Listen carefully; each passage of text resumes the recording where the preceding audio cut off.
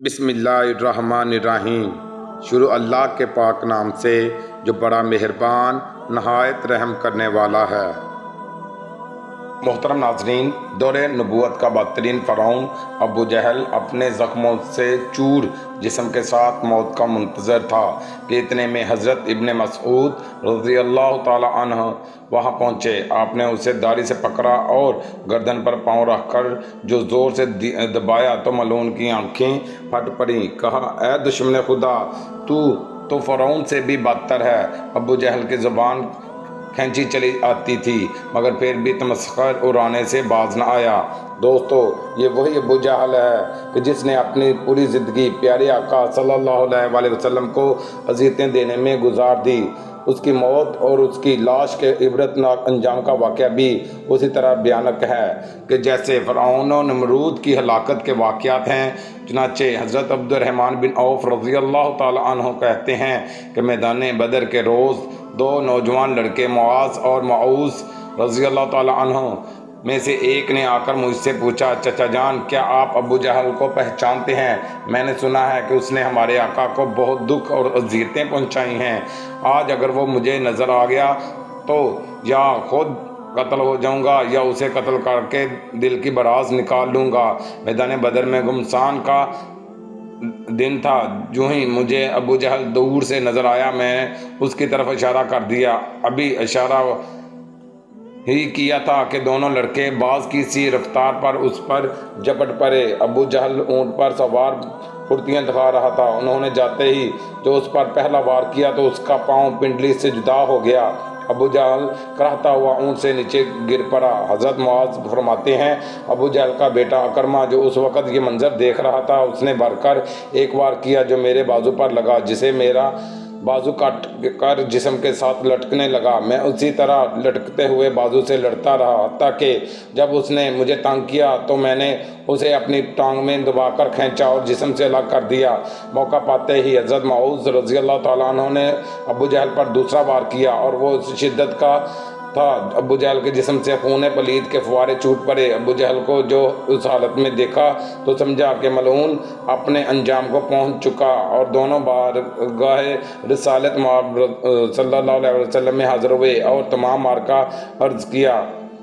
تبری میں ہے کہ ابو جہل ابھی تک مرا نہیں تھا بلکہ موت کے انتظار میں تڑپ رہا تھا۔ جب مارکہ بدر اپنے اختتام کو پہنچا تو پیارے آقا صلی اللہ علیہ وسلم نے صحابہ کو حکم فرمایا، ابو جہل کو تلاش کرو۔ حضرت عبداللہ بن مسعود رضی اللہ تعالیٰ عنہ نے بھی حکم کی تعمیل میں نکل کھڑے ہوئے۔ حضرت ابن مسعود کہتے ہیں، آپ صلی اللہ علیہ وسلم نے ابو جہل کی ایک نشانی بھی بیان فرما دی۔ آپ نے فرمایا، اگر تم مقتولین میں سے دیکھو اور ابو جہل کو نہ پاؤ تو دیکھنا اس کے گھٹنے کی جگہ زخم کا نشان ہوگا، اور نشان اس طرح بنا کہ ایک مرتبہ میں اور ابو جہل عبداللہ بن جذان کی دعوت میں گئے۔ ہم دونوں لڑکپن میں تھے اور میں اس سے ذرا دبلا تھا۔ وہاں کچھ معاملہ ہوا جس کی وجہ سے میں نے اسے دھکا دیا جس سے وہ زمین پر گرا اور اس کے گھٹنے پر خراش لگی۔ زخم تو ٹھیک ہو گیا مگر اس کا نشان باقی رہ گیا۔ ابن مسعود رضی اللہ تعالیٰ عنہ بیان کرتے ہیں، میں میدان میں جا کر کافروں کی لاشوں کو پلٹ پلٹ کر دیکھتا رہا۔ مجھے ایک جگہ خون میں لت پت ابو جہل نظر آ گیا،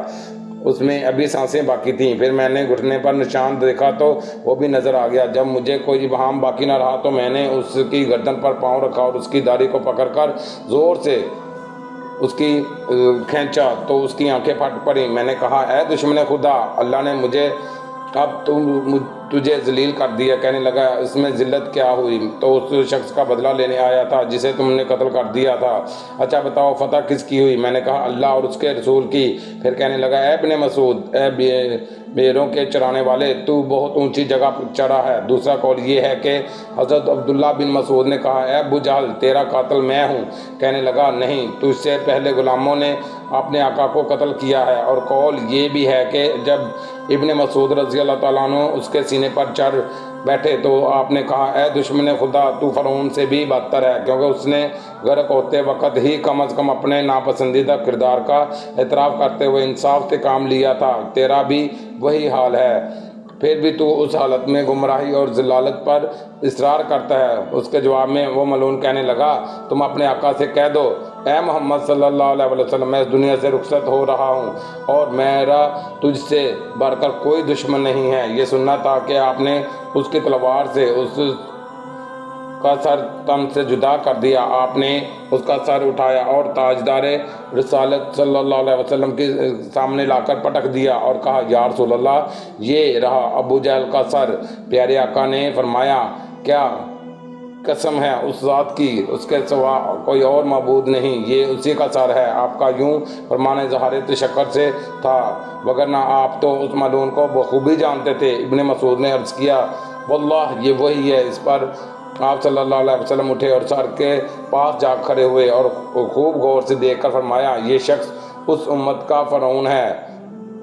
اللہ کا وہ شکر ہے کہ ایک دشمن دین ہلاک ہو گیا۔ ایک دوسری روایت میں ہے کہ سجدہ شکر ادا فرمایا اور ایک اور روایت میں ہے کہ نماز شکرانہ ادا فرمائی۔ اس کے بعد آپ صلی اللہ علیہ وسلم نے حکم دیا کہ ان کو فلاں کنویں میں ڈال دیا جائے۔ چنانچہ صحابہ کرام نے سرداران قریش کو ٹانگوں سے گھسیٹ کر کنویں میں ڈال دیا اور اسی طرح ابو جہل کے سر کو اور اس کی سرکٹی لاش کو بھی ٹانگ سے گھسیٹ کر کنویں میں ڈالا گیا۔ یوں 24 سرداران قریش کو اس کنویں میں پھینکا گیا۔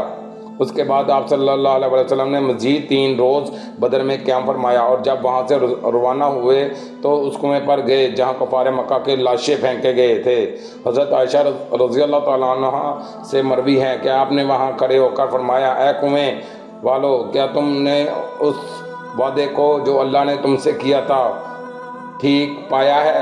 بے شک مجھ سے اللہ نے جو وعدہ کیا تھا سچ ہو گیا۔ اور حضرت انس بن مالک رضی اللہ تعالیٰ عنہ سے روایت ہے کہ آپ صلی اللہ علیہ وسلم نے وسط شب فرمایا تھا، اے کنویں والو، اے ابو جہل بن ہشام، اے عتبہ بن ربیعہ، اے فلاں فلاں، جو وعدہ تمہارے رب یعنی بتوں نے تم سے کیا تھا کہ کیا تم نے وہ ٹھیک پایا؟ کیونکہ میرے رب نے جو وعدہ مجھ سے کیا تھا وہ منوعاً سچ ہو گیا۔ اس پر صحابہ نے یا حضرت عمر رضی اللہ تعالیٰ عنہ نے پوچھا، یا رسول اللہ صلی اللہ علیہ وسلم، آپ بے روح جسموں کے ساتھ باتیں کرتے ہیں؟ تو آپ صلی اللہ علیہ وسلم نے فرمایا، جو بات میں کہتا ہوں اسے تم ان سے کچھ زیادہ نہیں سنتے، البتہ ان میں جواب دینے کی استطاعت نہیں ہے۔ اور امام طبری نقل کرتے ہیں کہ محمد بن اسحاق کہتے ہیں، بعض علماء نے یہ بات بھی بیان کی ہے کہ جس روز آپ نے گفتگو کی، آپ نے فرمایا، اے کنویں والو، تم نبی کے اہل خاندان ہو کر اپنے نبی کے حق میں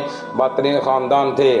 تم نے میری تکذیب کی حالانکہ دوسرے لوگوں نے میری تصدیق کی۔ تم نے مجھے گھر سے نکالا، دوسروں نے مجھے پناہ دی۔ تم نے مجھ سے جنگ کی، دوسروں نے میری مدد کی۔ اس کے بعد آپ نے فرمایا، جو وعدہ تمہارے رب نے تم سے کیا تھا اسے تم نے سچ پایا، میں نے تو اپنے رب کے وعدے کو سچ پایا۔ ناظرین، یوں ابو جہل کی جہالت اور ظلمت کا دور اپنے اختتام کو پہنچا۔ بے شک اللہ کے ہاں ہر ظالم کے لیے دردناک عذاب تیار ہے جس سے بچنا محال ہے۔ دعا ہے اللہ پاک اپنے محبوب نبی پاک صلی اللہ علیہ وسلم کا صدقہ ہمیں ہماری اولادوں کو بھی کامل ایمان کی دولت سے سرفراز فرمائے، آمین۔